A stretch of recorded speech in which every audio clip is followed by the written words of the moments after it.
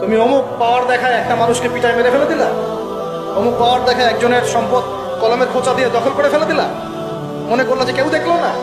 খালি নিঃশ্বাসটা বন্ধ হোক, কবরে যাও, আল্লাহ দেখাবে তোমাকে। খালি কবরে যাও, মুনকার আর নেকির যখন আসবে চোখগুলো হবে নীল রঙের চোখ, ভয়ঙ্কর। কেমন চোখ ভাই? নীল রঙের ভয়ঙ্কর চোখ। আমি বলি একটা হাদিস, কোন একজন নবী আল্লাহকে বলেছিলেন যে আল্লাহ, আমি মারা যাওয়া কোনো মানুষকে দেখতে চাই, সে কেমন আছে। এটা শুনেন ভালো করে হাদিস, মারা যাওয়া কোনো মানুষকে আমি দেখতে চাই, সে কেমন আছে। আল্লাহ পাক সেই নবীর আরজি কবুল করলেন, বললেন আচ্ছা ঠিক আছে দেখাচ্ছি। কবরের সামনে গিয়ে দাঁড়ালেন।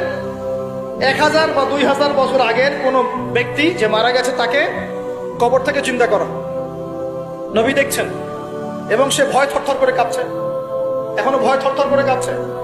নবীজি আমাদের নবী নন, অন্য কোন নবী তিনি। সেই নবী বলছেন যে তুমি ভয় কাঁপছো কেন? তুমি কত বছর আগে ইন্তেকাল করছো, কি তোমার হালচাল বলো আমাকে। সেই ব্যক্তি বলছে আমি আজকে থেকে 1000 বা 1500 বছর আগে মারা গেছি। আমি ভয়ে কাঁপছি। যখন আমি মারা যাচ্ছিলাম, মালাকুল মউত যে আকৃতি নিয়ে আমার সামনে এসেছিল, ওই আকৃতি আমি এখনো ভুলতে পারি না, তাই দেখে আমি থরথর করে কাঁপছি। তিনি বলছেন যে আমি 1500 বছর হয়ে গেছে আমার মউতে, কিন্তু আমার দেহ থেকে এখন পর্যন্ত রূহ কবজ করার যে কষ্ট, এই কষ্ট এখনো যায় না।